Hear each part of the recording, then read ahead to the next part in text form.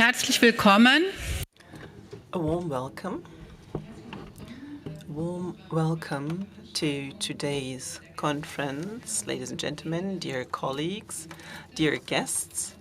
My name is Imme Scholz, and I'm board member of the Heinrich-Böll Foundation, and I would like to welcome all of you to our conference on transnational organized crime. And I hope that you all got some or saw the receivers and headphones that you can get so that we can all understand each other. I'm very happy that we can come together today in order to discuss a phenomenon with transnational organized crime, which is as complex as also politically charged. We will hear it soon. It has a major effect on the lives of the people in many countries of Latin America. Violence and insecurity characterizes everyday life, but we all know that transnational organized crime is also present in Germany. So there's a huge demand for cocaine and other drugs, and our country is considered a major hub for money laundering. Corruption, money laundering, and drug trafficking connect Latin America and Europe. And this leads to a responsibility. Measures to fight and prevent transnational organized crime have so far proven quite ineffective. So we need to talk about how we can more effectively fight this transnational organized crime. And this means we also have to look into the root causes and how it is embedded in social structures, because criminal networks do not confine themselves to illegal markets. They actively try to interfere political processes, they undermine public institutions and put democratic structures at risk. Where we see a lack of perspectives and social imbalance and a lack of participation, these attempts find fruitful ground. However, insecurity is not only the consequence of crime, but also one of the root causes. So the transport routes of transnationally organized crime groups in Latin America very often go through territories of indigenous people, and thus these groups are also subject to their violence. Strategies to fight them based on militarization and short-term safety logics are therefore too short-sighted or sometimes even counterproductive, because they increase or can increase violence and thus also put a burden on civil society. Along the global value chains, illegality very often is a gray area, and it's very important to understand where and how, for example, there is illegally extracted gold becoming a legal good and who is benefiting from it. So this means that the boundaries between illegal and legal are not neutral or static, and they are not only controlled by the state. Much more, it's economic and political interests that play a very important role when drawing these lines, and transnational networks and global markets, and also the asymmetric power relations between them play a very relevant role. So only when we manage to understand the complex connections between the economy, financial flows, and politics and transnationally organized crime, we can find effective and the right strategies to fight it instead of the wrong ones, and instead of put an additional burden to civil society. This is why we have to find the intersections between legal and illegal actions, and also the connections to transnationally organized crime, because strategies to fight it needs to focus on the criminal actors and their and the people that help them in politics and in the economy, and they should help those people who are subject to violence of these TOCs. And for all these complex questions, we would like to open a joint room and space for reflection. And The cooperation with our partners is paramount for that at all levels between governments, authorities, the academia, human rights organizations, and also the local civil society. And this is why I'm very happy to welcome our wonderful guests from Latin America. And I would like to invite all of you to discuss these questions over the upcoming hours and days. And before I pass the floor to Jonas Wipfler, I would like to refer to the photo exhibition on this floor by Victor Peña, The Lost Border in the Jungle. It shows pictures from Guatemala, and it focuses on indigenous people who are displaced and who are on have to flee. And so please take a look at these pictures. Victor Peña will also be here today, and he will also talk tomorrow. But now I would like to pass the floor to Jonas Wipfler from Miseria. Thank you very much for the great cooperation which has allowed us to set up such an event. And thank you very much for your attention. And I wish all of you a very insightful and fruitful conference. Thank you.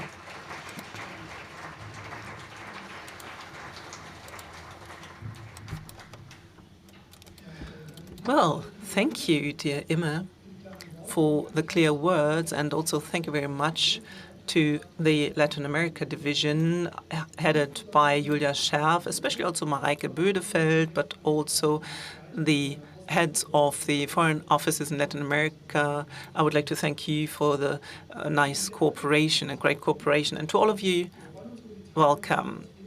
We are delighted to have representatives from the German Bundestag and the ministries, government agencies, journalism, academia, and civil society, as well as anyone interested in our topic.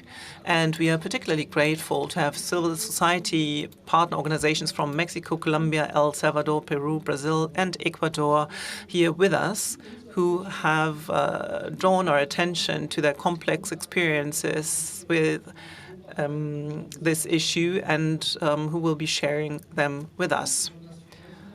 I'm especially pleased that José Luis Caballero Ochoa is here today as the president of the Inter-American Commission on Human Rights. He was responsible for the new resolution on organized crime and human rights. And this resolution is really a milestone that demonstrates that human rights and security are not conflicting political concerns, but must be considered together. And for all of you, the conference is something like the second half, because last year there was already a conference in Mexico City in collaboration with the foundation and our partners at the Due Process of Law Foundation, where experts and partners from all over Latin America came together and were able to network strategically. So it's great that we have these 2 days to build on this foundation, to examine differences and commonalities on this topic between Latin America and Europe, and well, also to inspire and learn from each other. Why is this transnational organized crime an issue for a church-based development organization like us, like Miseria? Because it is a reality in the projects of our partner organizations, and because the church, in the very spirit of liberation theology, cannot preach justice on Sunday in the churches and then stand by on Monday as exploitation, illegal, and mafia-like structures permeate people's lives. So currently, church is credible where it takes its message of peace seriously and stands up against the greed of mafia-like organizations, where the state is complicit or absent at times, and where the human rights of vulnerable groups must be defended. Church structures can serve as a safe haven for people fleeing the violence of organized crime, and we also welcome allies from Italy in the room. Their priests have lost their lives in the fight against the mafia and sparked political change, and we are pleased that church leaders in Germany are increasingly following in their legacy. I have already mentioned our partner organizations. You are the experts because you have direct experience in your daily lives. You witness the effects of violence on nature, on yourselves and your families, and on society, and you find practical ways to deal with it and offer us a perspective on how a more just world could be shaped institutionally, culturally, and socially. Currently, there's much talk about security policy, but too little about this aspect, what it means in everyday life when trust in fundamental institutions and structures cannot grow because a hidden agenda, a kind of parallel reality, does exist. So it's good that we have the space and time here to discuss these issues. What do I hope to gain from the conference? What does Miserio hope to gain from it? We hope to gain a shared understanding of the problem, a productive dialogue for concrete political change, and the start of a long-term exchange. And I talked of a second half, so maybe we need just a counter match or an extension of the match, simply a long breath. And at best, in the best case scenario, we can achieve a wake-up call to think about and understand security policy differently and creatively from the perspective of civil society worldwide. And with that, I have the special honor of handing the floor to Dr. Caballero Ochoa for the keynote address. On behalf of both of our organizations, I would like to thank you very much for making the long journey to share with us, drawing on your many years of experience in research and practice within the international human rights architecture, an insight into the human rights perspective on this global challenge, which we can only tackle together on the transnational basis. The floor is yours. Thank you.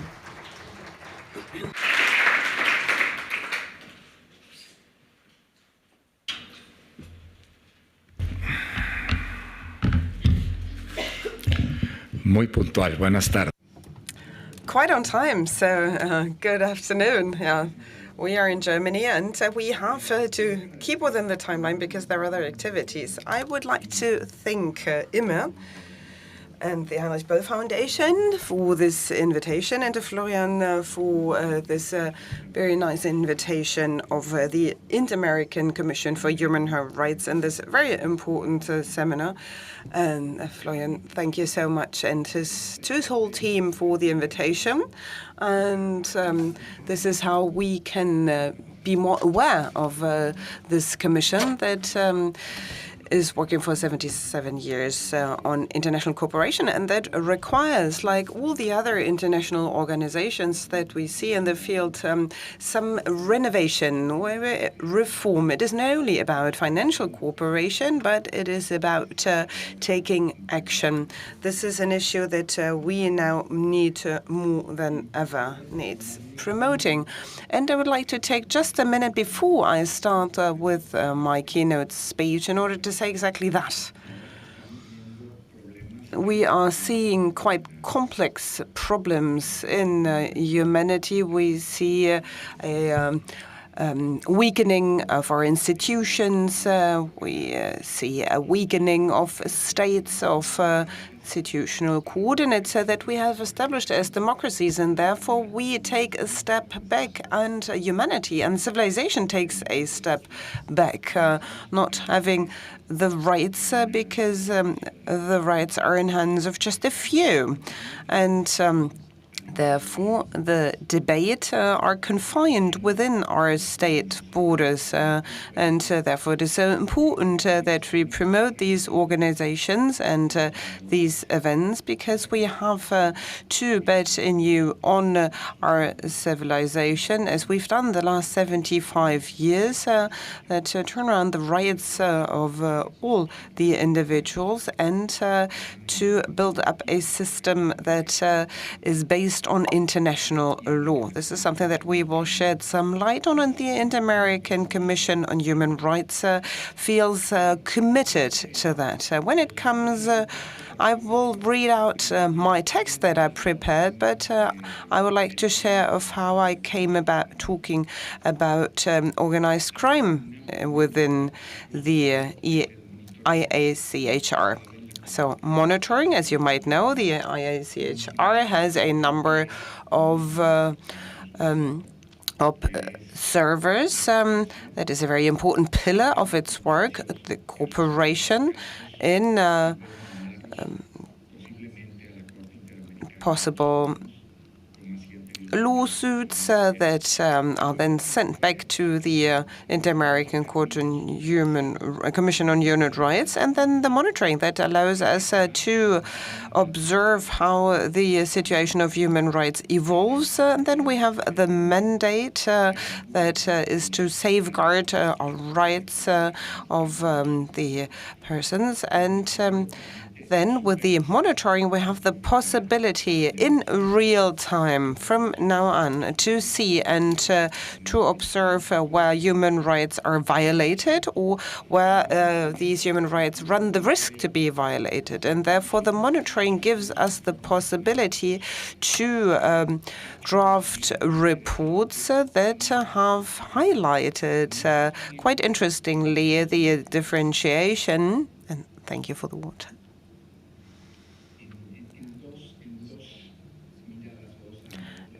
From two different viewpoints or perspectives. So we can talk about intersectionality of human rights, the transcendence between our cultural civil rights and human rights to environmental rights, and to see what these state actors are, who, of course, can inflict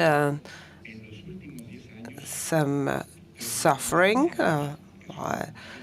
violating the human rights, and we have drafted 3 important reports on the civilian rights and human rights. Second, corruption and human rights, and the third axis, the organizations or our enterprises and human rights. So these are very important thematic reports. But now, on top of that, this year, a new resolution has been tabled, has been put forward. The resolution of the Inter-American Commission on Human Rights have served to open up new perspectives of the participation of new actors in our system for adolescents. They have opened up new dimensions when it comes to the access to justice that does not require any conventional modifications when it comes to the Inter-American treaties. And with resolutions, we have the possibility, like this one, to give us certain action plans when it comes to concrete issues. From 2026, the first resolution is on organized crime and human rights in the American continent. And like all the others, the resolution and the work within the Commission has made an important contribution. They have talked to the civil society. We have talked to our nation states and with our academia. And this resolution underlines maybe a disruption, together with a few visits that have been carried out. And what we are seeing is an increase of organized crime, and I have brought different examples. This was a visit to Colombia in 2024, which brought about a report on the impact of violence on human rights. And then later on in December, we had a visit to a favela, La Favela do Peña, in Rio de Janeiro, where in October we did have police mission, or basically a military mission, if you wish to put it like that. And we saw extrajudicial killings, and the most affected were, of course, our young population, with this perspective of structural discrimination that we see in many of our contexts. So this possibility to carry out visits, to draft reports, and this gives the Commission the opportunity to open up a debate that is quite plausible for this very important issue. And first of all, I would like to seize the opportunity to talk about historical processes of discrimination and inequality with these illicit economies and organized crime groups. Violence is an exercise of control of our organized crime groups. The Commission has understood that the impacts are particularly disproportionate on individuals and communities facing vulnerability, as well as historical and structural discrimination. In this regard, the IHCR notes that organized crime is not only a scourge in terms of security, but also a structural manifestation of inequality, social exclusion, and the different types of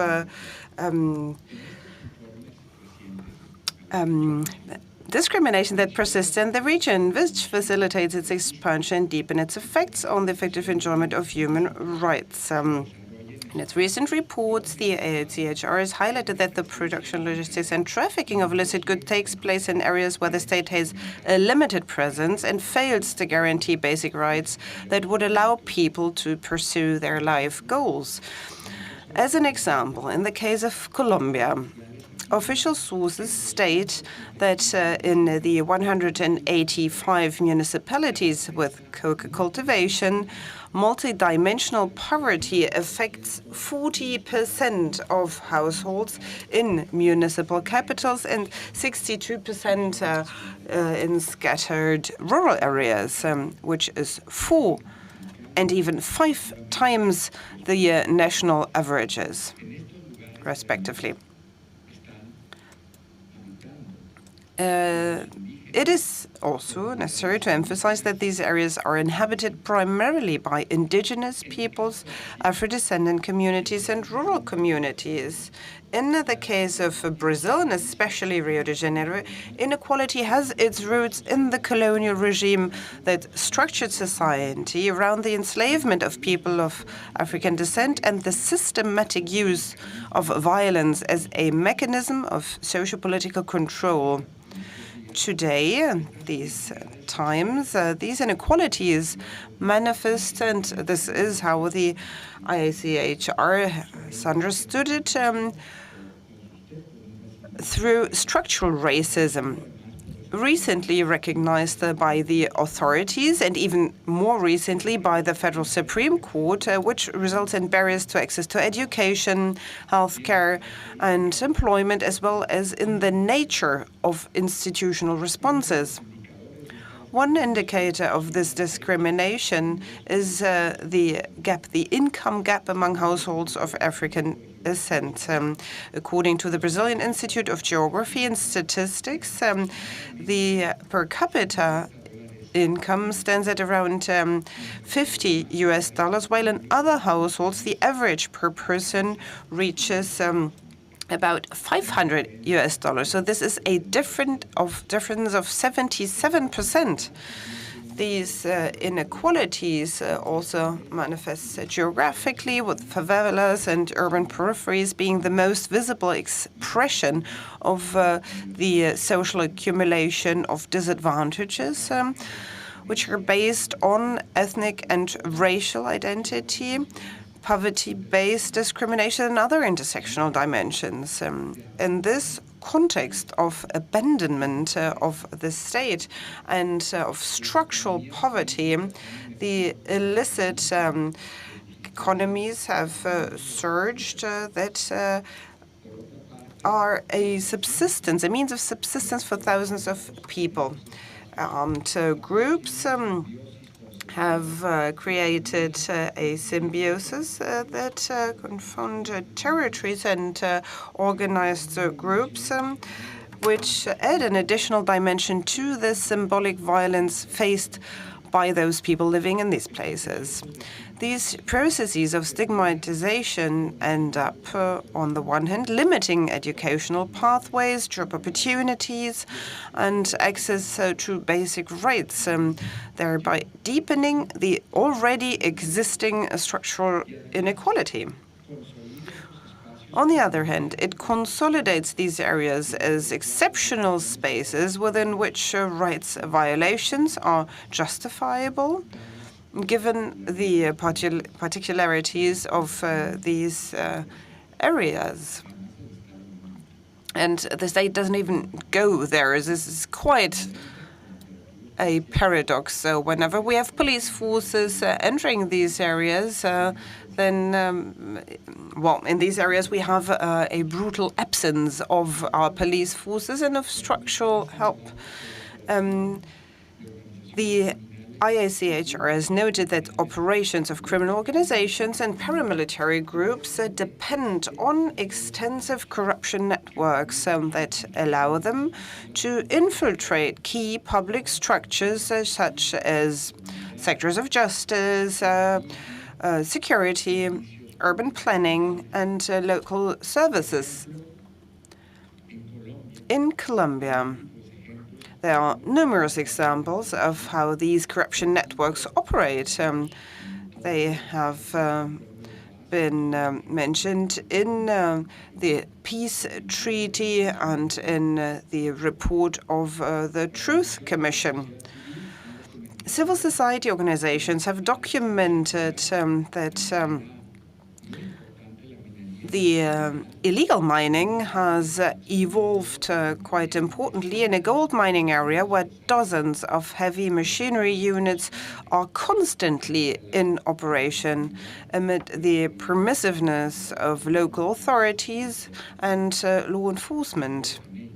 In Rio de Janeiro, where we have just recently been, recent investigations have implicated high-ranking officials, such as the president of the Rio de Janeiro State Legislative Assembly, who has been accused of disclosing sensitive information to other public actors about arms trafficking and money laundering. So this also means that the magnitude of the resources generated by illicit economies require sophisticated money laundering mechanisms involving without any doubt, the markets, the financial, service, and technology sectors. With money laundering, the resources of the illicit economy then benefit the economic, financial, and political elites, as well as professional firms. Thus, the flows of resources obtained from illicit economies circulate through various sectors of society, consolidating and complicating the actions and integration of criminal organizations. The response of various states, considering the landscape laid out, we have structural problems, we have corruption, and the response of the state. So a narrative has been established that is based on a paradigm of the war against drugs. So what we have done is that the drugs traffickers are an internal enemy within the country and the organization of society.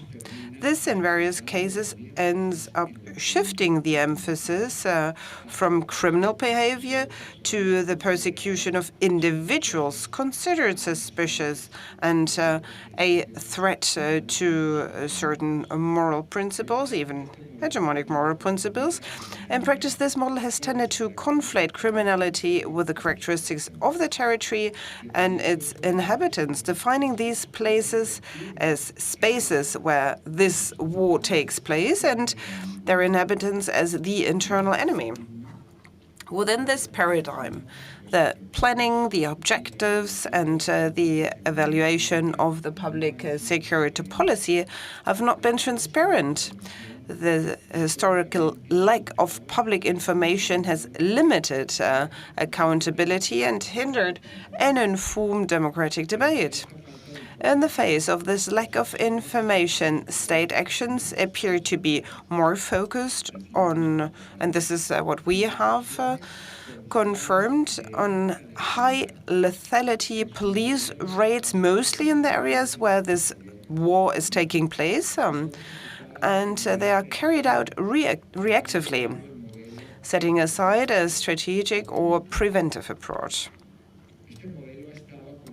This model has been accompanied by punitive inflation, manifested in the constant increase in sentences, the expansion of pre-trial detention, and the broad criminalization of different behaviors, nor has it demonstrated preventive efficacy. And on top, on the contraries, we are seeing that prisons are created as institutions of mass criminalization, and the ICHR has confirmed that this has an impact on public security. The mass incarceration of young people of African descent from favelas has not reduced violence, but has instead perpetuated cycles of exclusion, fragmented family ties, and has expanded the social base of organized crime. This, in turn, then affects families, and especially women, most of whom are of African descent in Brazil, who must face the social, economic, and psychological consequences of state violence. Thus, the combination of lethal repression and excessive criminal punishment not only fails to achieve its stated objectives, but also fuels the very dynamics it claims to combat. So, in view of this situation, I have to come to a close because I am surpassing my schedule. So we look at these issues considering structural inequalities, try to fight against corruption, and what we need is more accountability. We need the right structures, and then there is one strategy that does not only have as a mission to use more police officers. With this resolution, I think what we try to strengthen is 3 times. First, to foster the debate, the resolution sought to break the dichotomous logic of choosing between the security paradigm and the human rights paradigm over the other side. So this is something that we, as a commission, with its reports, understands that societies require conditions of full and effective citizen security and at the same time fully respect human rights. Second, the police paradigm has to change. So the approaches currently employed by states are not successful in the long term. We have to think about armed conflict, prolonged duration, suppression of critical civil society, where we look at the actions of the critical society, and these prisons have become centers to foster organized crime and then institutional weakening, particularly in the face of judicial and prosecutorial oversight and the extension of executive terms, which even leads to indefinite re-election in the executive, which we have seen in a few cases on the continent. And with that, I'd like to come to an end. I would like to thank you for your attention, and thank you so much for having us.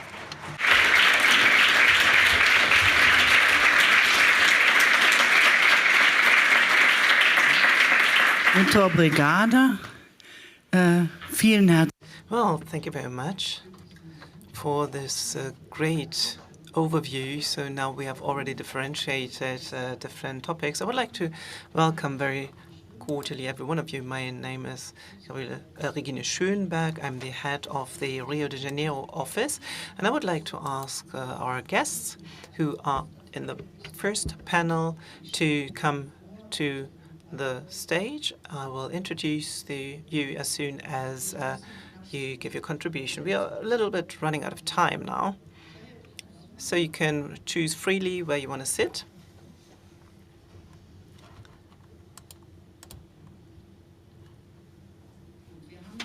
Well, we already have heard a few things about the mechanisms, and here we have Victor Vidal. Oh, be careful. Berlin can also be very dangerous. Okay, so we have heard quite a bit about how the human rights perspective on organized crime is treated by research or what the effect is on the ground. This is what we as the Heinrich-Böll Foundation are particularly interested in. What does it mean for the people on the ground who live in those territories where we work? What does it mean for our partners? And where does it affect our fields of work? So we have already gone through a process in Latin America with the different offices, and we have found out that it affects all our fields of work. So you can hardly do anything with anyone, irrespective of the subject and the partner, where you sooner or later reach the limits of organized crime. And what we are particularly interested in now is how can these structures be influenced? How can shrinking or growing criminal spheres be dealt with through specific corporations or partnerships? What are strategies that take into account what we have just heard, that this is not an exceptional cancer in a society which tries to undermine society, but it is an active part in every society to form these spaces. And this is what we would like to look at. We would also like to discuss the routes and the harbors, in particular, where we want to focus on. So now we will start this journey together with Victor Vidal. I would like to welcome you very cordially. You are from Colombia. You live in Buenaventura, which is a very important harbor in Colombia, a very important harbor city at the Pacific, and starting point of international cocaine trade as an illicit value chain. For decades, you have been committed to civil society. You're a member of the Proceso de Comunidades Negras, a association of more than 150 Afro-Colombian organizations. In 2017, you accompanied the social protests of the city of Buenaventura and organized these protests. Before that, in 2012 to 2015, you were a city council member, and in 2019 to 2023, you were elected mayor of the city. So can you give us a short overview over the history and importance of Buenaventura as part of an international drug route? Unfortunately, I have to emphasize that it needs to be brief because we have very many guests and only a limited amount of time. Thank you very much.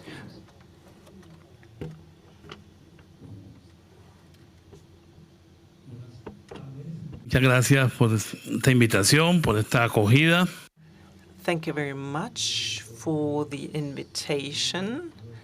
I don't know if I can be that brief. Of course, you can give me a sign here, you can signal it to me, but in fact, I'm from Buenaventura, from Colombia, on the Pacific, and everything that has been planned there, I mean, it's about the rights of the African Colombians. I was also the mayor of Buenaventura.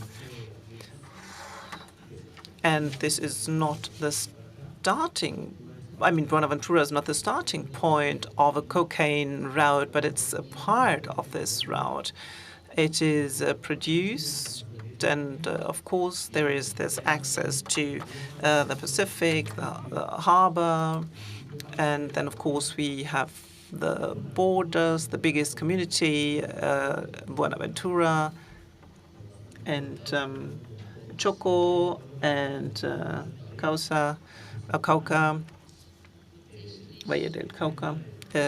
So cocaine is grown there predominantly, and we can see that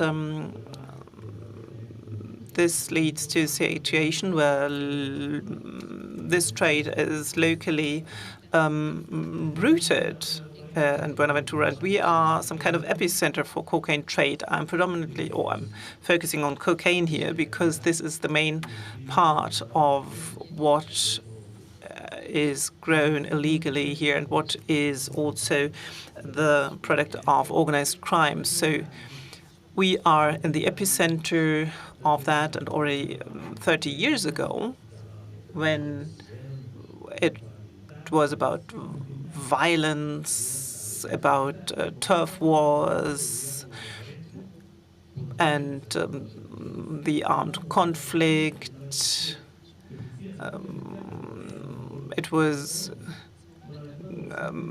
someplace else in Colombia. But then the situation changed. Then we became the epicenter. So eventually it was the same state, but the state tried to fight this topic elsewhere, so to speak. So it transferred to the Pacific, from other regions to the Pacific. And of course, also the importance of the FARC groups and the guerrilla, that the drug traffickers lost income. Then there were the paramilitary groups. There were the guerrilla fights, and then there was this cocaine traffic, which is a very important trade. Of course, a lot has happened. However, the consumption as such could not be fought successfully. So it's very difficult to, I mean, a kilogram of cocaine that is being produced, of course, needs also consumers. So people have to buy it. And,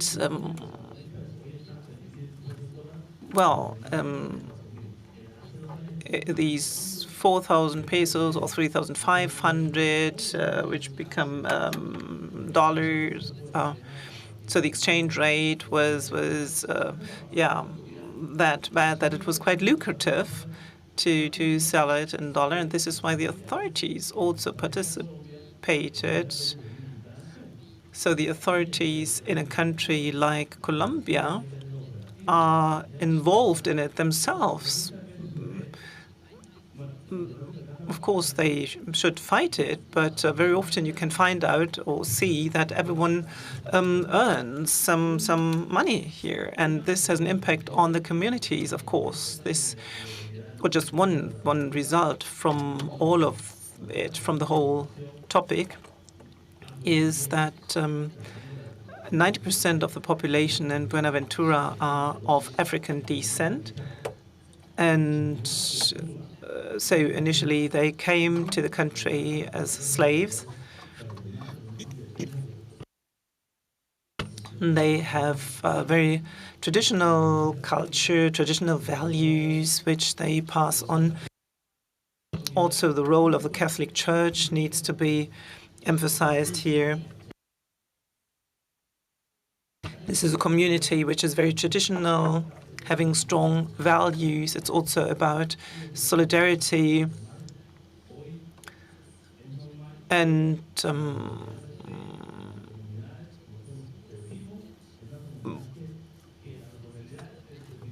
in this community where children should grow up, where everyone is involved.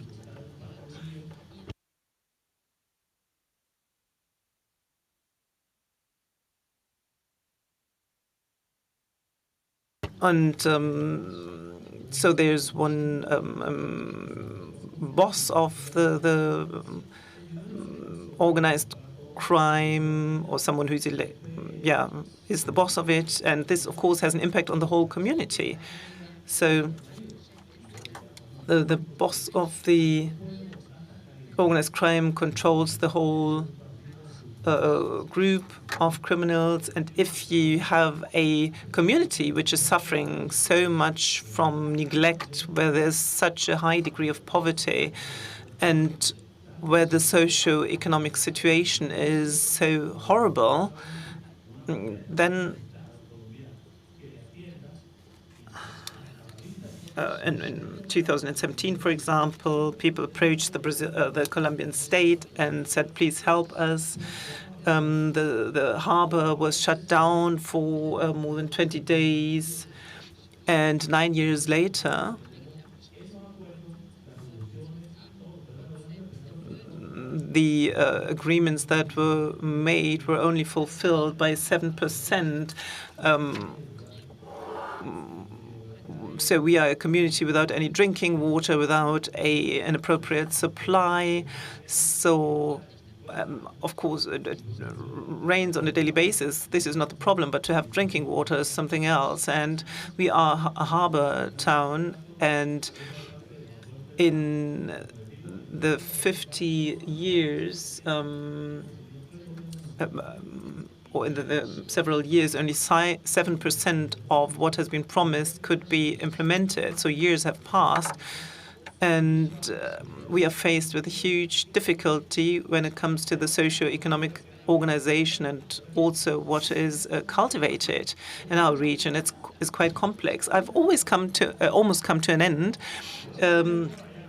No, but you can say something in the second round. Okay. Thank you very much. This was very interesting, especially, dear Victor, as we were able to look at the daily lives of people in these criminal spheres. So now we can imagine how the social cohesion and also cultural reproduction are affected by it immediately. Now we travel on, unfortunately only virtually, because Carolina Grillo was unable to come due to the Lufthansa strike. So she will attend the conference tomorrow or could only attend tomorrow afternoon then. However, this was cancelled now. This is quite unfortunate. People were looking forward to it. Carolina Grillo is professor for sociology at the Universidade Fluminense in Rio de Janeiro. She's also coordinator for different research groups on violence, drug trafficking, and also public safety and the judiciary. And Carolina will now, following up on what Jolie Luis has told us, talk about the police operations and the kind of impact it has on the lives of the people in those regions. And we have recorded a video so that things don't go wrong. Otherwise, the online connection might fail. So we will listen to her video now. Good afternoon, everyone. I'm very sorry that I was unable to attend this conference in person, but I would like to sincerely thank the Heinrich-Böll Foundation for the invitation and for making it possible for me to participate remotely in this event.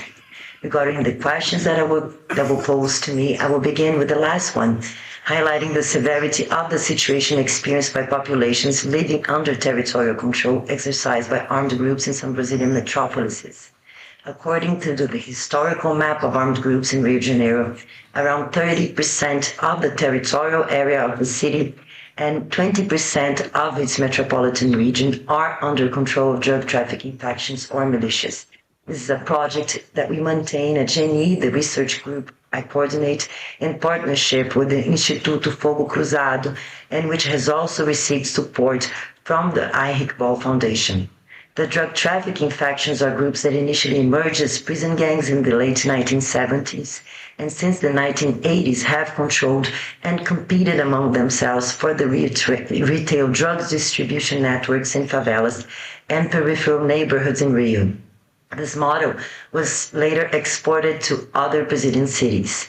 Militias, in turn, are armed groups that include participation from state agents such as police officers and elected representatives who engage in extortion and use coercion to impose monopolies over essential urban markets and services in working-class neighborhoods. Both types of groups exercise arbitrary social control over the population, charging fees from residents and business owners in controlled territories, preventing them from seeking justice to resolve conflicts, and restricting their political organization. In the metropolitan region of Rio de Janeiro alone, 4 million people live under the control or influence of armed groups. This phenomenon, once particular to Rio de Janeiro, has spread to other cities and is now found present in places such as Salvador and Fortaleza. For decades, the method of crime control adopted by authorities has been based on police raids, the so-called police operations in these controlled territories. Rather than providing greater security to the local population, these operations place residents in the crossfire between armed groups and the police, preventing schools and health facilities from functioning, hindering residents from going to work, and leading to illegal home invasions and causing thousands of casualties. This type of public security policy contributes to maintain a high incidence of deaths resulting from police actions, leading to massacres such as that of October 28 last year, in which 117 civilians and 5 police officers were killed. It has also proven ineffective in containing the expansion of armed territorial control, which continues to grow despite decades of investment in increasing police firepower and multiple law and order operations involving the armed forces in Rio de Janeiro, for instance. More than 20,000 people have been killed by the police over the past 20 years in the state of Rio.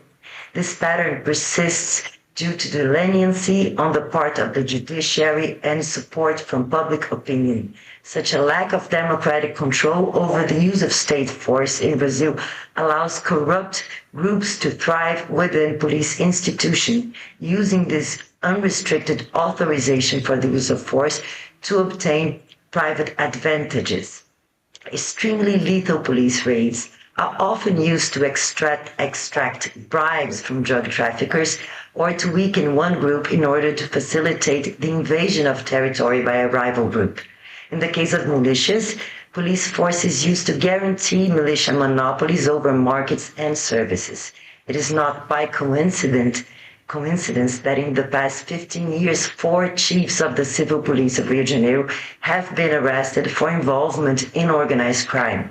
Instead of investigating and dismantling the economic circuits of criminal networks, the emphasis on daily armed confrontation functions as a way to produce the perception among the population that crime is being fought, while at the same time contributing to the perpetuation of a perverse model of criminality that is sustained through continuous and illicit alliance with state institutions. Meanwhile, these factions have expanded nationwide and now operate in several states, especially Comando Vermelho, CV, originating in Rio de Janeiro, and the Primeiro Comando da Capital, PCC, originating in São Paulo, both of which are now active in nearly all Brazilian states, controlling prisons and working-class neighborhoods. Over the past 10 years, these groups have also come to control Brazilian segments of the transnational cocaine trafficking routes, whose main destination is Europe. Frankfurt is one of the key destinations of these routes. Previously, upper-level cocaine trafficking routes crossing Brazil were controlled by smaller groups composed of middle and upper-class individuals and even foreigners who shipped drugs via sailboats, drug mules in airports, cosmetics sent through postal services, and only a small share of them through ports. Since 2016, there has been a sharp increase in port seizures of cocaine, peaking in 2019, indicating Brazil's growing role in these international routes. Investigations have revealed significant involvement of the PCC in controlling drug shipments schemes from the ports of Santos and Paranaguá, the largest in the country, while in Rio de Janeiro, CV controls cocaine shipments through the port of Rio de Janeiro and militias control flows through the port of Itaguaí. Although the phenomena of Brazilian armed groups may appear to be quite a local phenomena, it has significant impacts on transnational circuits, providing armed protection and enabling state corruption to sustain economic flows that affect, among other countries, Germany.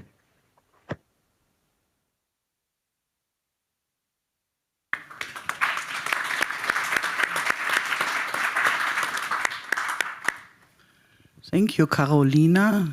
It's schade, dass wir jetzt nicht.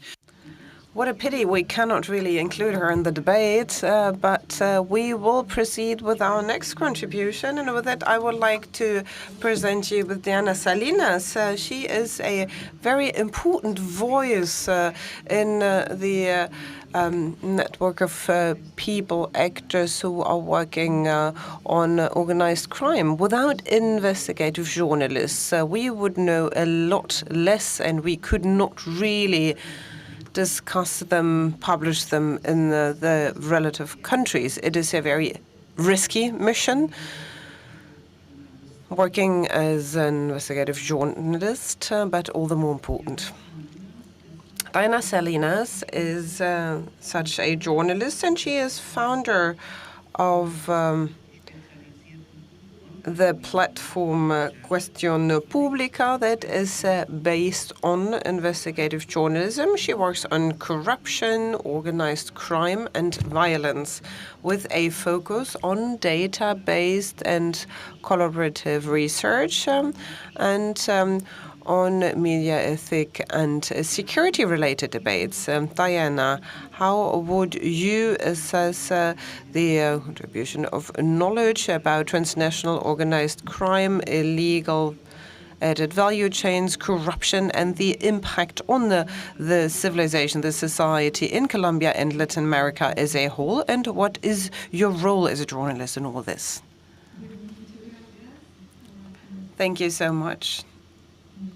Thank you so much for the invitation to the Heinrich-Böll Foundation to talk about these issues. Well, I would like to start out telling you that the distribution or the dissemination of knowledge on organized crime groups and these supply chains or the value-added chains that we can see here in Colombia is quite unequal. So there are certain measures or means where we can detect like an inverted pyramid, and we think and suspect that this is a result of the Plan Colombia. This is the strategy to fight drug trafficking, and they have been working on that issue for several decades with the United States of America, 3 maybe. And on one hand, we can see that the state institutions, academia,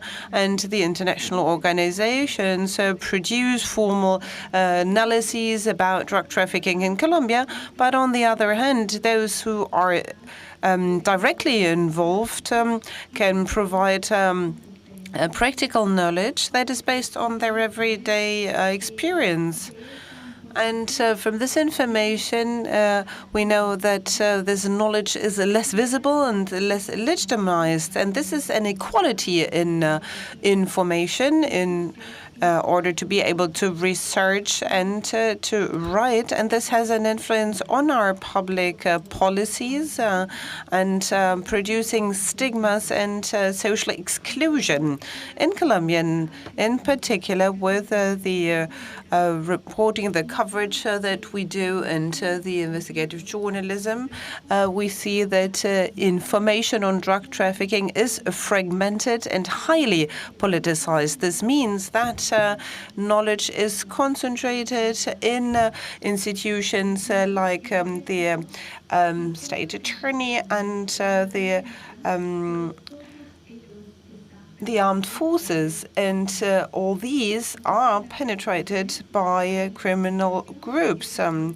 So we know that 7 million of emails of our attorney of the state has been infiltrated. Then SEHI and Gaula, they are organizations. The DIAN is the Department of National Terrorism. Gaula is the organization that has to do with finding people that have been disappeared, and then police departments working on organized crime. But what we have seen with the infiltration of those 7,000 emails, that we do not really persecute or pursue the revealment of the crime in itself, but the structure with a very important percentage. So it is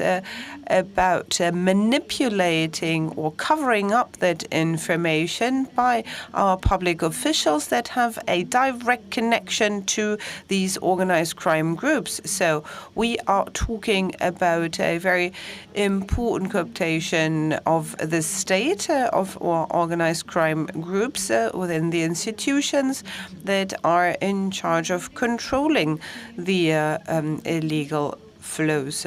So knowing about these investigations is strategically administered. The information, so to say, everything that has been confiscated, the amount of kilos of cocaine is selectively used by internal networks, and the Department of Security is used in order to protect organized crime groups and to act against those who are fighting against it. And it is therefore important to look at how these people are fined. So cocaine was traveling to the US and to Europe, and once they have been captured, it was interesting to see how much was it worth to get them out of their prisons within 2 to 3 days, and who else was involved in all that, the public prosecutor's office. And it has been quite obvious to see that people were set free quite easily, and how well they were connected. And then we've seen that there are connections between the military intelligence, the DG, where information is not flowing in a coordinated manner. And this is a huge problem in Colombia. I imagine imagine the same to be the case in Mexico and Brazil. Why? Because once this information is fragmented and not centralized, then it becomes information that is debatable. So in all these networks, they are trying to conceal information in order for these organized crimes to give them less weight. So information and knowledge is not centralized. It can be manipulated, can be infiltrated by illegally organized crime groups. With the scourge of this organized crime, we can see that they do not only depend on illicit economies, but how information is disseminated within a country. So who controls the flows of information? How does this information circulate? And with what purpose? Right now, we have had the possibility to see what happened with those 7 million emails, because otherwise everything that has to do with organized crime is highly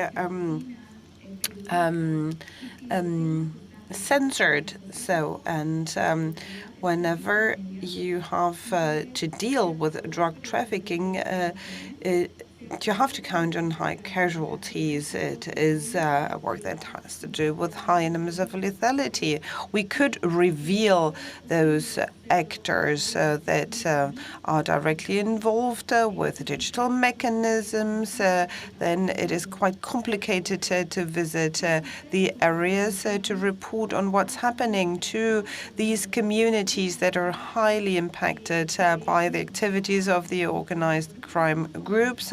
And it's quite complicated to gain access to these areas and therefore to report on what is happening on the ground. And I'm almost done. And I think there might be something worth mentioning. This inverted pyramid I was talking about in the beginning is because the half to the top of the pyramid is investigated. So what is happening to the criminalized community, but what is the top of the pyramid is not investigated. So it's important to know where money flows, big capital. So how is this circulating within our economy? And this is information that is global information, therefore trans-border. Auf die Rolle der sozialen Medien.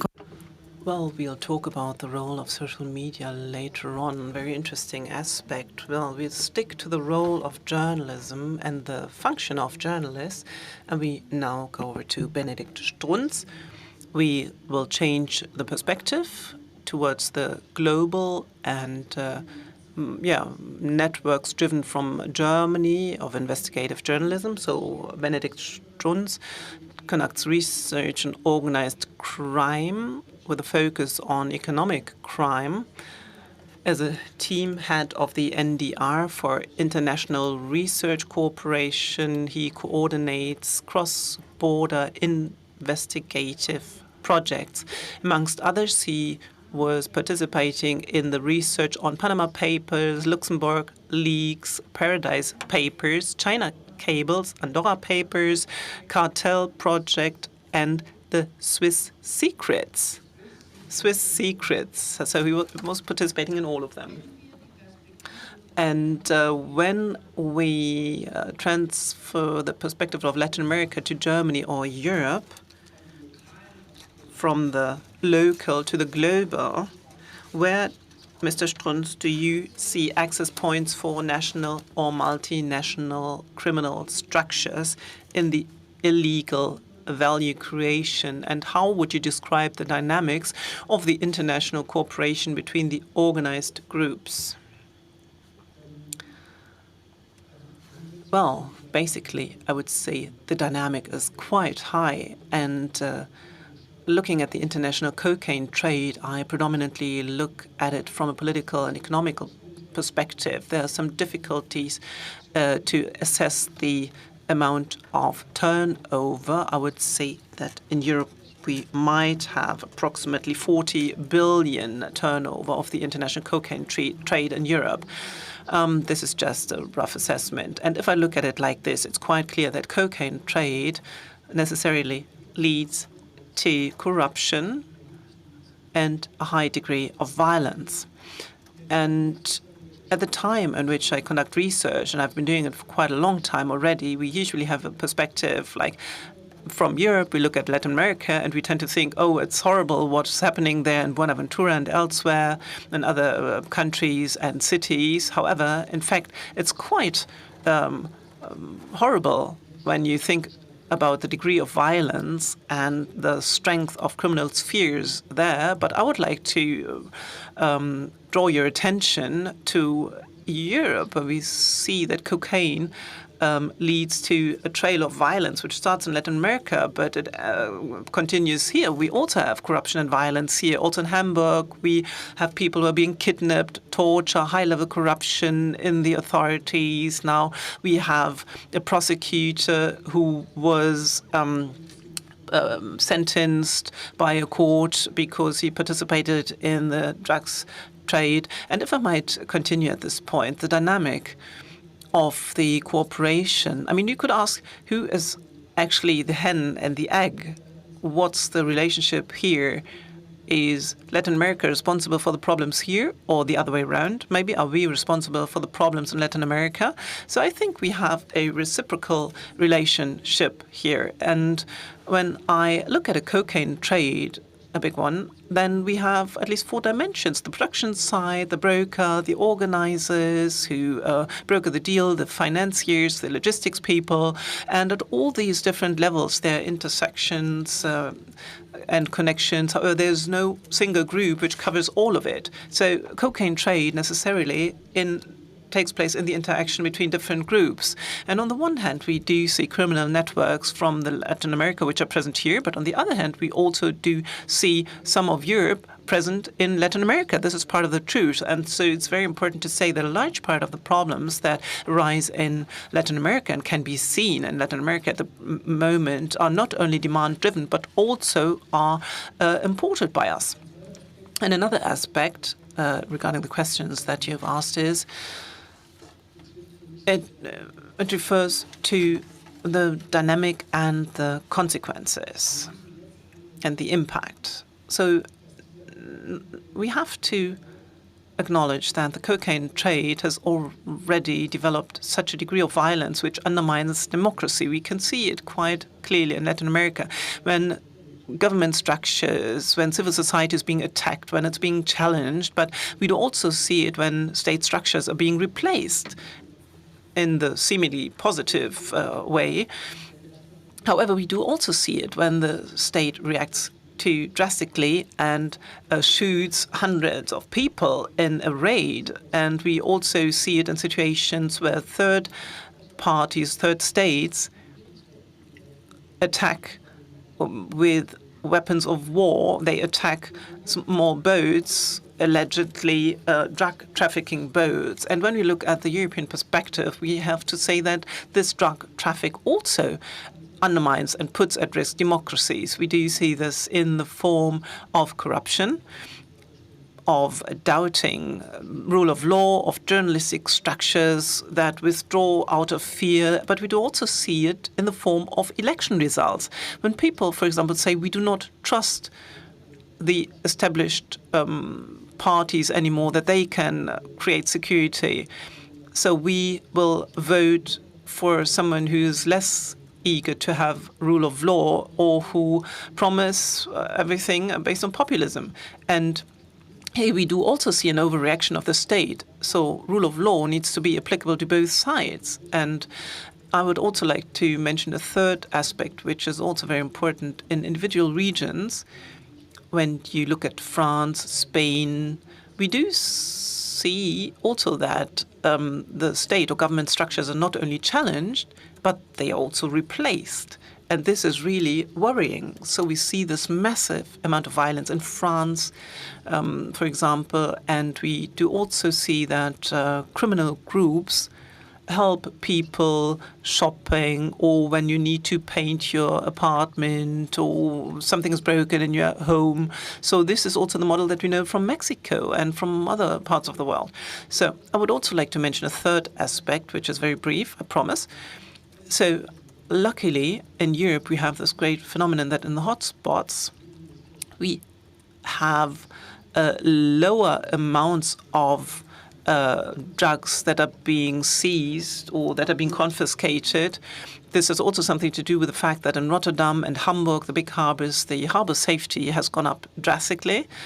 And I would also like to add, I mean, this is a good thing, but I would also like to add that all indicators that I do see in the streets, sources that I talk to, the retail prices of cocaine, wastewater analysis, and emergency rooms and surveys amongst young people speak quite a clear language. This means that this cocaine wave is not stopped or reduced. There's more cocaine in Europe at the moment than a few years ago, even though we have confiscated a lot.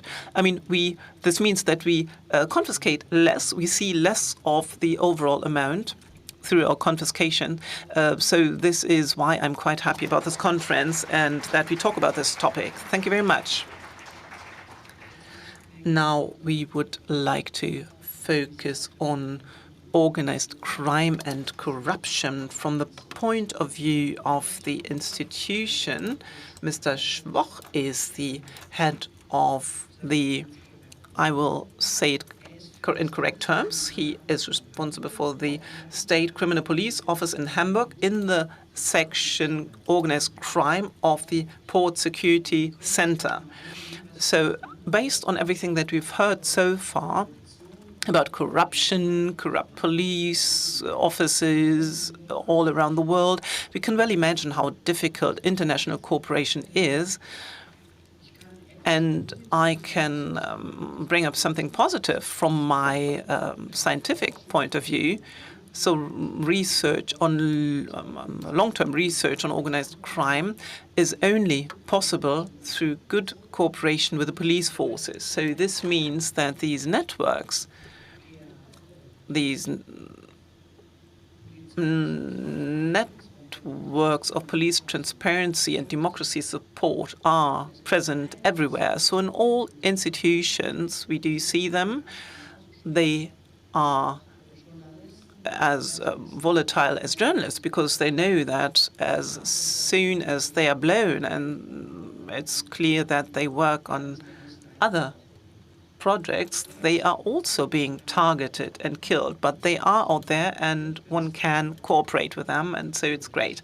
So, Mr. Schwoch, ports or harbors are the most important hubs for the exit or entry into different legal spheres. What do I mean by it? I mean that certain products that are being illegally produced in Colombia or in other countries are becoming legal when they are shipped here. For example, like a timber from the tropical regions.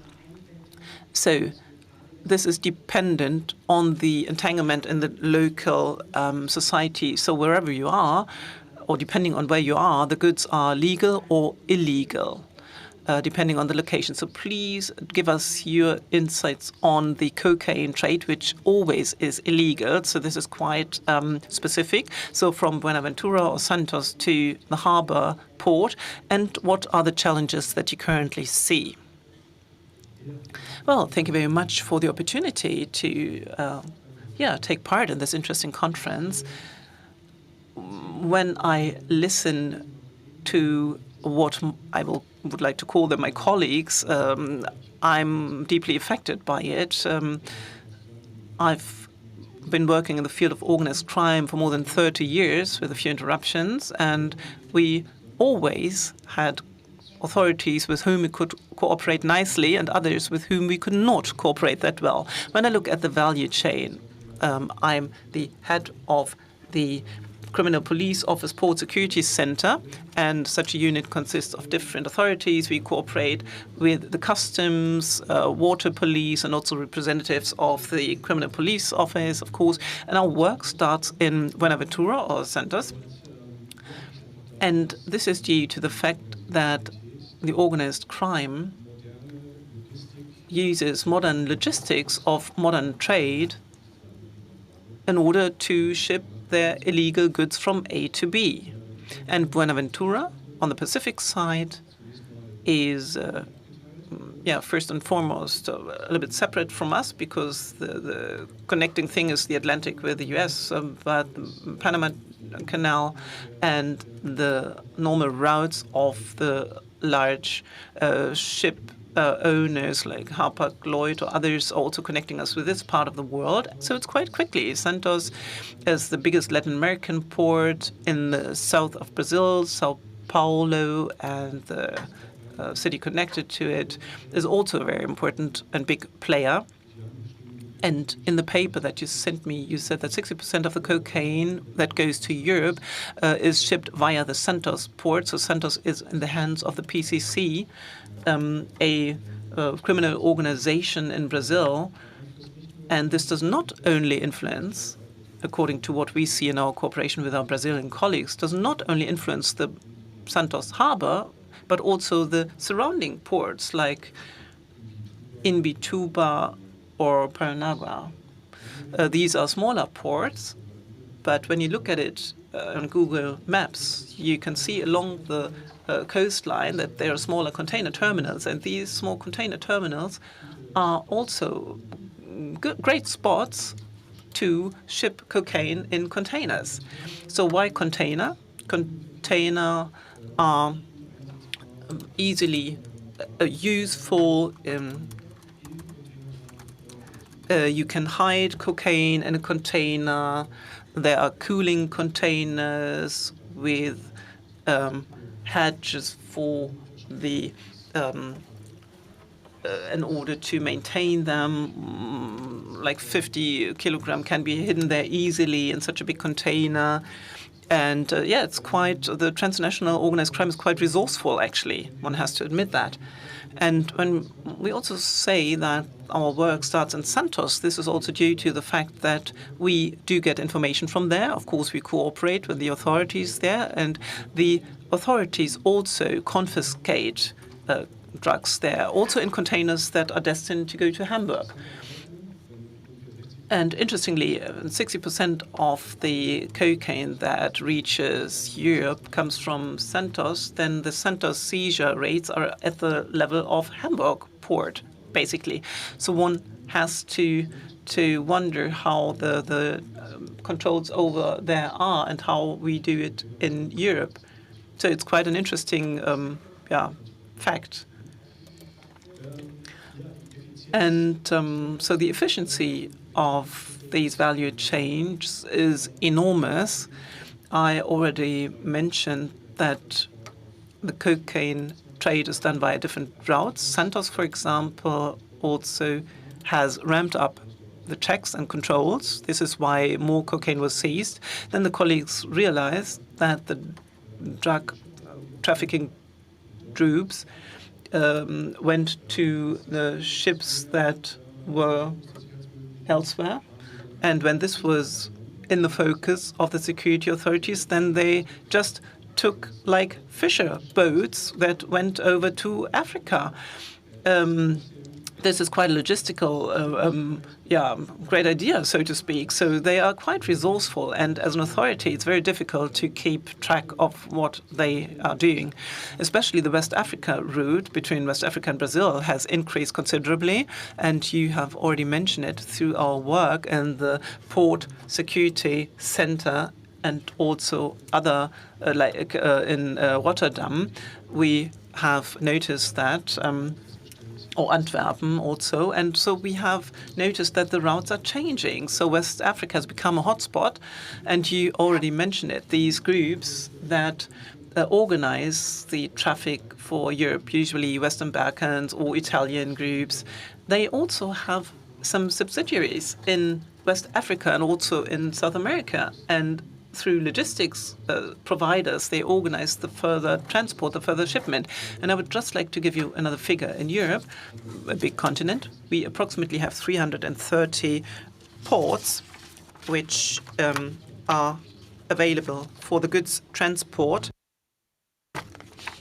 This is quite a huge figure where we see cocaine transported to Europe, also internal domestic harbors like Duisburg, which is the biggest domestic port in Europe, also a container port. One should not forget that. And so this way, this cocaine trade is spreading like a fan across Europe. And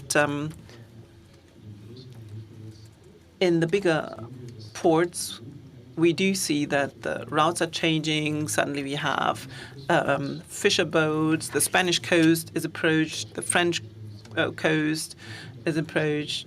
We call it a waterbed effect. So on the one hand, we have more control. This means that the opposing side is trying to find a different route to another area. The problem in that is that the regions that are approached now are not really prepared to tackle organized crime. So we in Hamburg have long dealt with the issue of organized crime. We had the first such department on organized crime, and think of Hells Angels or Albanian organized crime, Chechen organized crime. We've dealt with all of it, and so we are quite prepared for it. But if you look at a Spanish coastal village, holiday destination, and suddenly they see speedboats or whatever. So the colleagues are under high pressure and also under fire because the organized crime is armed, heavily armed usually. And at the same time, we see the problem that it's quite a dusty trade, this cocaine trade. I would like to call it dusty trade. On the right and left, on this routes, cocaine packages are falling off the cliff, so to speak, as payment. So we do see that along these routes of cocaine trafficking, there's not only an increase in violence, increase in corruption and money laundering, but also the consumption is increasing. And this is also a phenomenon which is really worrying and should be worrying when routes are changing. And we do not have any influence on that. But what we can influence is, and I'm now looking at the responsibilities, so what can we influence and what not, is our own consumption. So that's what we can influence. Where are we responsible? We as Europeans, we have to say, and I also like to look at the overall drugs trade, which is a business, actually, and we have a supply side, a demand side, and we in Europe are responsible predominantly for the demand side. And this is what we can influence above all.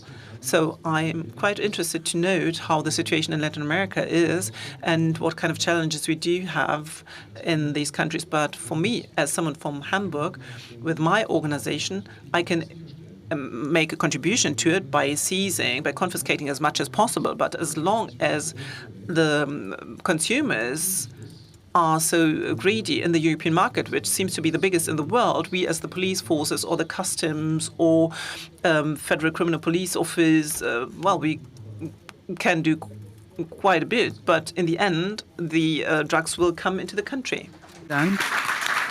Many, many thanks for this assessment. Maybe just as an anecdotal note, Annette might remember we did have another round, a conference on organized crime, 2011. And in the State Federal Criminal Office, we were asking them to send someone for a fishbowl. Someone who is able to talk about organized crime representing their department, and they told us there was no such a thing as organized crime in Berlin back in 2011. They told us this phenomenon does not exist. So it seems that it is more widely acknowledged. And I thought it was a good idea to talk about strategy. So where do we move from now? To move from Mr. Schwoch to shift the debate to our continent, where we can talk and think about our consumption. This is something that is well underrepresented, to turn this thing around, to say, okay, well, if the demand is there, maybe we should be more responsible on our continent. We will have a second round of questions here on the panel, maybe just talking among one another, did you detect anything in the contributions of the others that has maybe sparked your interest, where you would like to ask back? It can, of course, lead over to possible strategies. How do we deal with the situation? And afterwards, I would like to open the floor. Why do we have the mic for our interventions from the audience? Okay, first of all, questions. I would have a question to Diana and Victor. On site, do you see European groups? Is this something that you perceive, Albanian or Italian groups that are active in Colombia, or is this under the radar?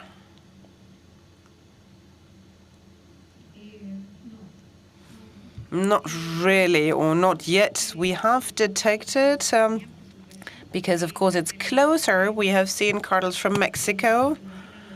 The Sinaloa cartel is basically involved to 90% in the ELN, which is one of our guerrilla groups that is basically controlling all the drug trafficking. These cartels do not get to go to Colombia to manage the traffic because the trade is already controlled by many of our own organized crime groups, but they might be there in order to manage the accounts or to have an influence of the community, the societies. In the chambers of commerce, for example, we have seen that the Sinaloa cartel started out like that. They started having an influence in the chamber.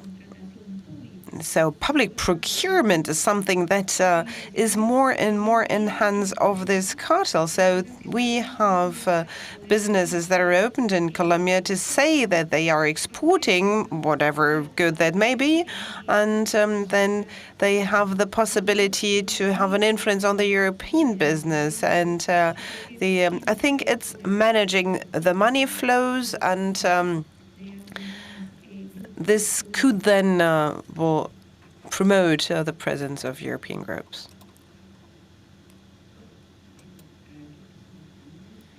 Are there more questions among the panelists? Would you want to talk about something to our two gentlemen? Yes, I'd like to ask the two of them. So on one hand, you have researched the Panama Papers and the Paradise Papers. How do you bring the dots together? So the findings of these papers, how are they connected to the grand capital flows? And how is this then connected to the drug trafficking? This is a question I would have for you. And for Benedikt Strunz, maybe we haven't asked the authorities. The whole mechanism didn't work out nicely in Colombia because of corruption, the different police officers that are already involved. So let's say maybe we don't have to change the focus.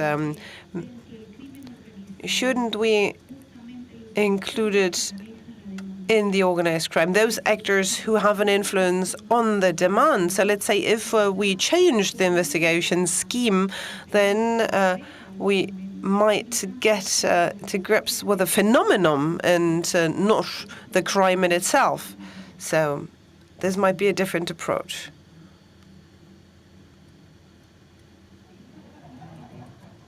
Did you take some notes? No.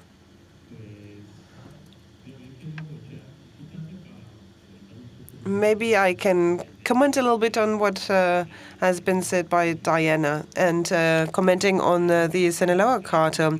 I think the majority of cocaine that leaves Buenaventura, about informal trade routes, reaches Mexico. And then from Mexico, it passes the border onto the U.S. So Sinaloa is present in Buenaventura because everything that's picked up in Mexico is then picked up by them. So this is why their presence in Buenaventura. And this is why we see a lot of people from the Sinaloa cartel in Buenaventura. They are present there as well. My question would be if we know who picks up the cocaine. I mean, South America, it's transport routes we're talking about. And then do we know who distributes the drugs in Europe? Because this would be part of the network that requires attacking, right? Done.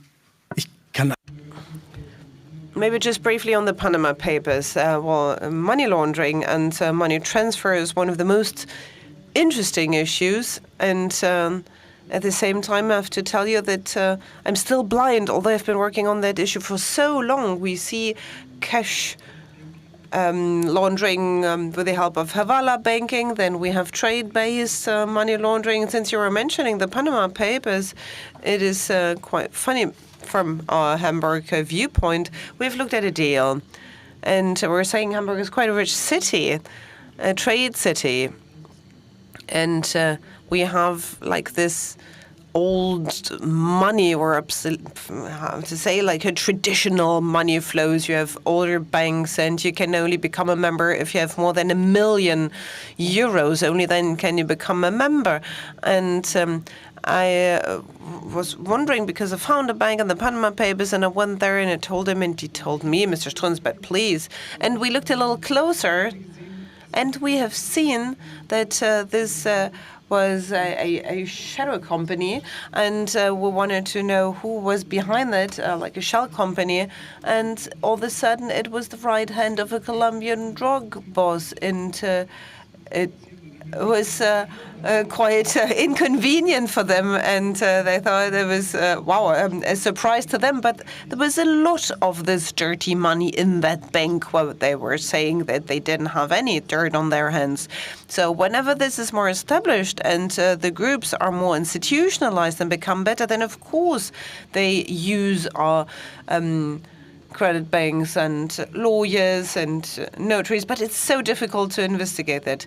Maybe just as a brief note over to you, I think this is something that would be better for Mr. Schwuch to respond. For Hamburg, I do have an opinion on that, which surely is not as sophisticated what we do witness in Europe. I just read through some investigation papers, and one of the members of the Dragheta Mafia who is asked who is his boss, and is like, well, cocaine trade, a boss? There is no boss. There are so many different businessmen. They're all corrupt. They corrupt. We have groups on the Western Balkans. We have Italian groups, Irish groups. These are the main players, as far as I am concerned. Zu Geldwäsche, Panama Papers. Now, on money laundering and Panama Papers, shouldn't we start out earlier in order to detect the structures? I mean, we already heard that Germany is a money laundering paradise. This is due to the fact that the legislation only slowly and gradually starts with an action plan against organized crime, which our ministers now have called out. Already 25 years ago, I talked to Italian prosecutors who pointed out exactly this. You should have a reverse burden of proof, and slowly and gradually the capabilities of the police have been improved to confiscate assets of organized crime. But we have to go further. And if we have the possibility, then we still need to build up the competencies in order to do that. And then I would agree to you, we have to find the structures behind it. This is really the alpha and omega.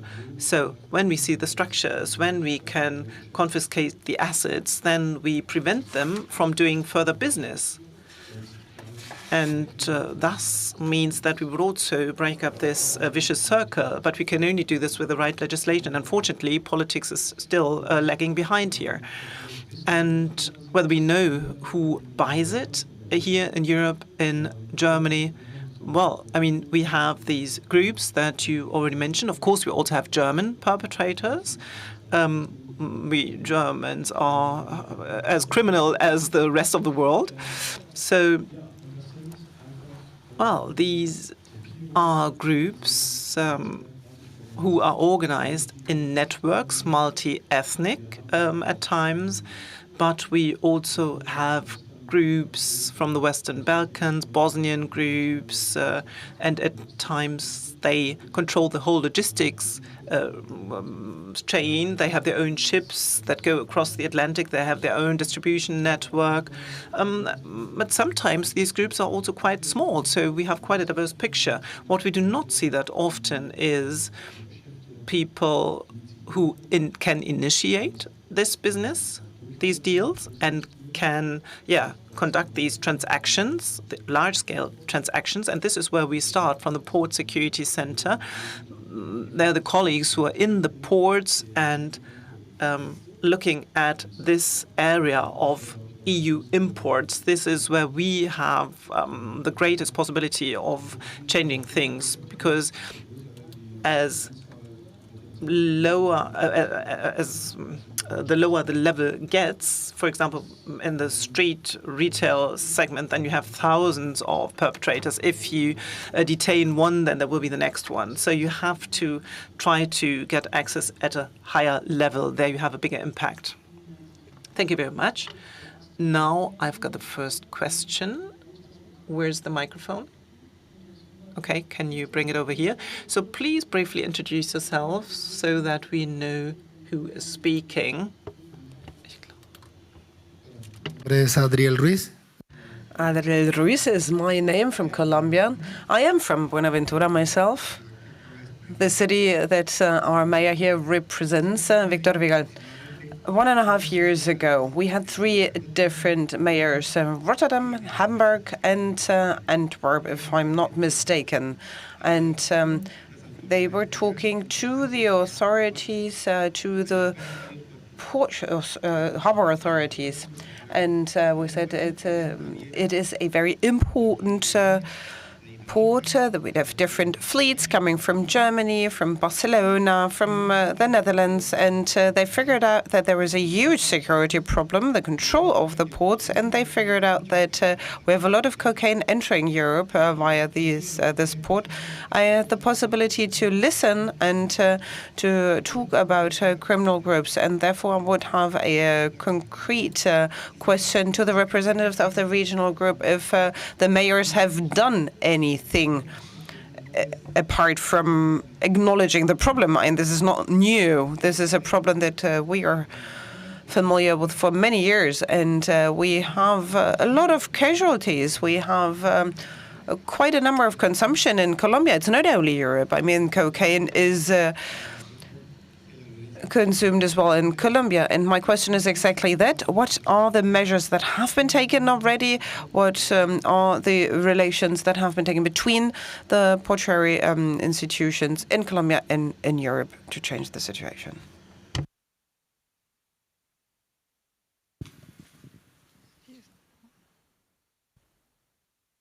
Muchas gracias, Carlos Pérez Ricard, profesor de...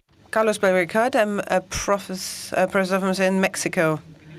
I'm quite surprised by the title of the panel, because cocaine is neither the most important drug in terms of revenue in Mexico or Central America, nor is drug trafficking the most important part and parcel of organized crime groups. And I'm talking especially about drugs. Then it is quite clear that we are talking rather about synthetic drugs, those who are now providing those substances from China, moving into the US, for example. And I would like to ask Arne about fentanyl, for example, flows that we know about moving from China to the US and to Europe and to you. or maybe just a wider reflection on a reality that we don't really talk about, the internal markets that exist already. Rio de Janeiro, Sao Paulo, Mexico, those are very important markets that supply this demand. And I think it's good that we criticize Europe, but we may not marginalize the importance of our internal markets. There are a lot of markets that have an importance that are inundated as well by synthetic drugs, and I think this is something that gains importance, and it is about those new consumers that we have to deal with. Quite important. Thank you for that input. Eduardo Mosquea from Jalisco in Mexico. I think the responsibility, and I share the perspective of Carlos, that the most important illegal action is not really what cocaine is about. I think we have other illicit activities like illegal mining, for example. And if we talk about the responsibility of Europe about their consumption, but it goes beyond that, how can we sign a strategic cooperation agreement where in this country it is not only the right-wing movements that are autocratic, and Mexico that supposedly is a left-wing, and maybe it is not, because the last interior minister, Sara Augusto, is involved in the Jalisco cartel Nueva Generación. His Secretary of Public has been actively involved in the cartel, and he is still in a position. How can we sign a free trade agreement with a country where we have absolutely non-working justice, a public system that is not working, where we know that the number of disappeared people goes way beyond what we were able to deal with. So the basic fraud, what she called, was a judge where we have an involvement of the Navy. So how can we include this perspective and with it come to an end? We, in the supply chain that supplies to Audi, Volkswagen, BMW, they are contaminated by the Jalisco cartel. Maybe two more, and then I'd like to close. Alejandra is my name. I am from Colombia as well, and my question is the following. To the German-speaking panelists, I am from Colombia, and this is a reality that we all share. I think we're all very aware that the institutions are possibly not the solution because they are absolutely infiltrated, as Diana said. The infiltration of the mail system and the public prosecutor's office is just one example, and we as a society are quite aware that this is maybe not only to be resolved by our institutions. And I would like to know if from Europe, since we have two German panelists here, and the data that is revealing the very important infiltration of the ports and the papers, it is quite obvious that we have an infiltration in our European institutions. And I would like to know if within the European debate we have an advantage that Latin America has not. We have the regional capacity to act. Is there any reflection on how institutions are maybe not possible to react in views of such a situation, since there are more and more infiltrated by organized crime groups? Thank you.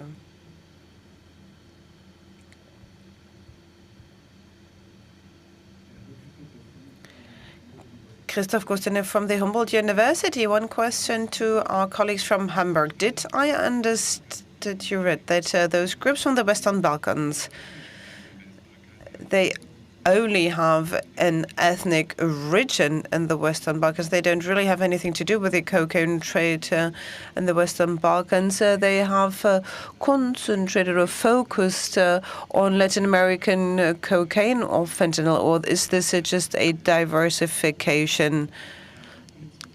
So they are connected to the routes to the Western Balkans and the Latin American continent. I have understood that they basically import heroin from Afghanistan and maybe hashish, but I didn't know that they were so involved in Latin America. Thank you so much for this follow-up question. We have to conclude because we have a follow-up event or another event, and we will meet outside for music and very good food from non-illegal sources. It is a very good project that we'll present later on, and then we will keep on discussing. I hope you took your notes from the diversity of questions, and with that, I think we would like to conclude with the last round. Who'd like to start? Da ging ja doch. Well, there were several questions directed at me. So the first question was, what came out of the mayor's visit to Buenaventura? I can just say thank you to Buenaventura because our mayor, Chencha, together with the mayors from Rotterdam and Antwerp, saw the impact of it. And when he came back, the Port Security Center was formed and established. So this is the reason why I am allowed to have this interesting job and why I can be here. So in fact, there is a lot that is being implemented immediately. Regarding the institutions, let me follow up on that. So whether we are no longer able to do anything about it because there are corrupt people in our ranks. Someone from Bosnia told me that the advantage of the Western states within the EU is that we have institutions, that we have a system that fights these phenomena. In other countries, they are more dependent on individuals who fight these phenomena. So in Germany, I think I can say it because I'm part of the system, we have institutions. We are replaceable, so to speak. When I am no longer in this job, then the next one will come. So, I mean, of course, the authorities would lose my individual capabilities, but others might have also individual capabilities and will do the same job. So this is the advantage in our country. So in other countries, it's different. There you are dependent on individual persons and their relationships and their networks. They might be dependent on corruption or other players in their country. So I hope that I can say that we are still quite in a good position. But still, of course, there's corruption. We keep an eye on it. It's part of this business when you fight cocaine. And you asked me something? Synthetic drugs. Okay, so synthetic drugs are a phenomenon that we do have in Germany and we do have it in Europe, but we have our own synthetic drugs market. So the production also takes place in Europe predominantly. We have crystal in Eastern Europe. It's produced there. Amphetamines produced in the Benelux states. So we can take care of our own market, so to speak. We can produce for our own market, and we are not that much dependent on imports. When it comes to fentanyl, luckily, this is not such a big problem in our market. Sometimes it is mixed with heroin, so sometimes the heroin is that bad that you put some fentanyl in it in order to get this kick out of it. So, but luckily, we do see this very rarely. So the wastewater survey that you've talked about still shows that cocaine has the biggest market share when it comes to wastewater in Europe. So this is not expressed nicely, but anyway. And the West Balkan groups, and the Balkan route, this has always been the heroin highway for Western Europe. But when you look at it historically, when the Balkans opened up, the Albanians have developed further. The proximity to Italy cocaine, and so this led to a situation where the Albanians became the logistic providers for Italy, and this is the way they developed further. They built their own and developed their own competencies, and now there are individual players in the market, and similar the rest of the Balkans. So this business is, quite lucrative, and the volumes are higher that are being consumed. The markets are easier to reach, and the consumers are, sticking to it more strongly. So they buy more, they stick to cocaine, they are, not that volatile, and they live a little bit longer, right? And of course, from cocaine you can do something else. You can produce something else, which is crack. This is a second possibility to generate a revenue. So this cocaine can diversify, and you can also take care of other markets. So cocaine overall is more interesting. But of course, still they sell heroin. But the Balkan route is also becoming more interesting for the smuggling of cocaine, Sahel region. We heard of West Africa as well. So this needs to be transported to Europe in a way, and it's quite interesting to see it. Thank you very much. Who would like to go next? Jana? Vale, yo. I will try to answer to one of the questions and connect it to the second part of the panel. When it comes to autocriticism, self-criticism that was mentioned here, well, I agree with what's been said. Cocaine is still the biggest business, at least in Colombia and in Mexico, of course. Although fentanyl is another market, of course, that seems to gain more ground in the organized crime groups, but in Colombia it is still all turning around cocaine. So we have those historical banks, the old money, that are historical groups, and this is still the biggest business and the biggest routes. Then there is a huge failure when it comes to these illicit economies and organized crime. We cannot leave cocaine out of the picture. We may not stop talking about it. And this is something that is important for the press, the media coverage. There is a narrative that tries to take over from the mainstream. And one of the narrative is fentanyl. We're saying, well, I think we can easily not talk about cocaine anymore because fentanyl gained so much ground. And it is super important that we do not leave this issue to the sidelines. And maybe to turn this around, the social networks today are one of the business highways, definitely. When it comes to organized crime groups, this is where they recruit minors for their warlike activities, for guerrilla actions. This is no revelation. We are about to launch some important investigations, and when we do not talk about trafficking, then this is a criticism to the whole press, to the society, including the Commission and everyone else. It is that we have to talk about the role of women within organized crime. There is a huge silencing within the authorities to see to the fact that we have human trafficking as another side phenomenon. We have sexual exploitation of minors, and this is not something that is usually talked a lot about. We talk about public policies, we talk about money laundering, but this is something that is definitely connected to the organized crime, and this is ignored by a big portion of our society, that women are usually involved. The last words.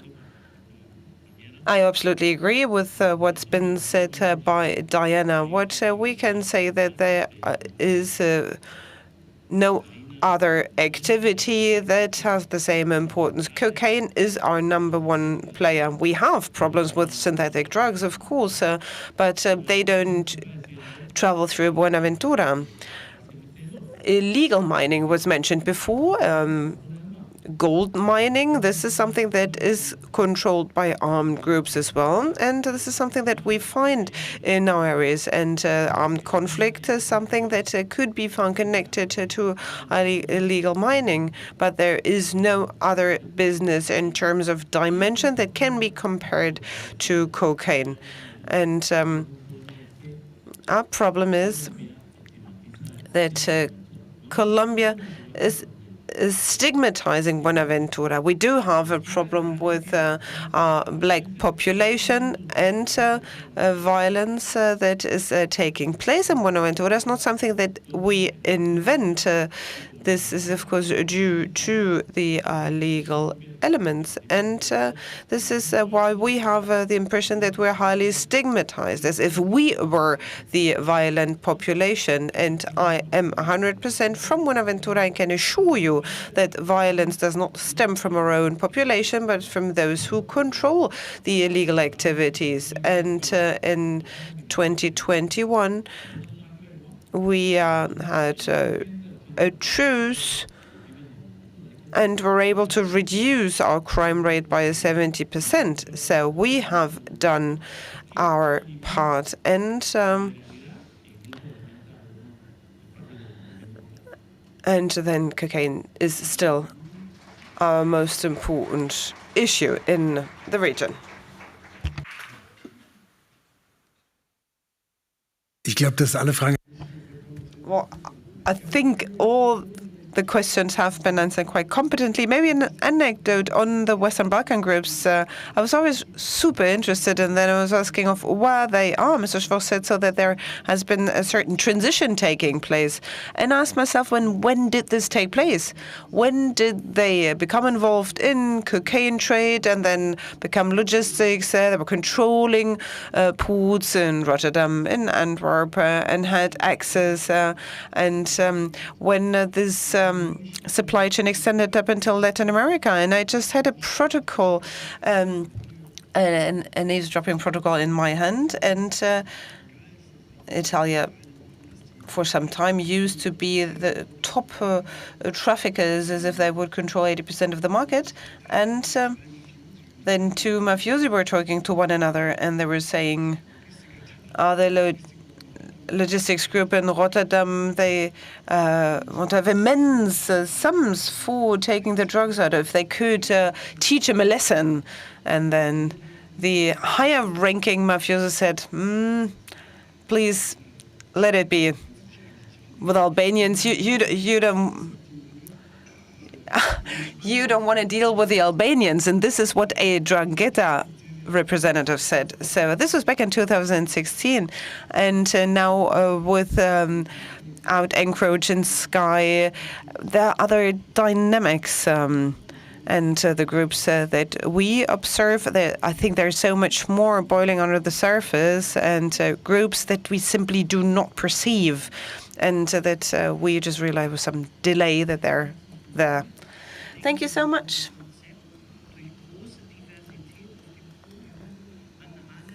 The diversity displayed here on the panel has helped to shed some light on different elements. We have talked about the actors, the ambivalence of organized crime. I'm really happy that we will have the opportunity to keep on debating in our internal conference here at the Heinrich-Böll Foundation. Thank you so much for joining us, for your great inputs, and I would like to invite you to our small cocktail downstairs. Yes, exactly. Thank you.